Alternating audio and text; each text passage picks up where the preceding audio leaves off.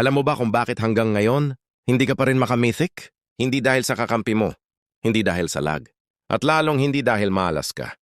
Ikaw mismo ang dahilan. Oh, masakit pakinggan. Pero totoo, tuwing talo ka, imbes na aralin mo yung mali mo, sinisisi mo yung core, yung tank, yung buong team. Pero napansin mo ba, paulit-ulit lang yung nangyayari. Same mistakes, same result. Hindi ka nag-a-adjust. Kapag natalo ka sa lane, galit agad.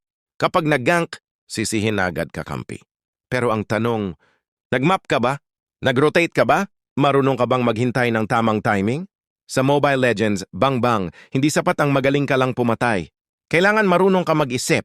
Kasi kahit gaano ka kagaling, kung utak mo hindi nagle-level up, maiwan ka. So next time na matalo ka, huwag kang mag-rage. Huminga ka, balikan mo yung game. Tanungin mo sarili mo, anong pwede kong ginawa better? Kasi ang totoong pro, hindi yung laging panalo, kundi yung marunong matuto sa bawat talo.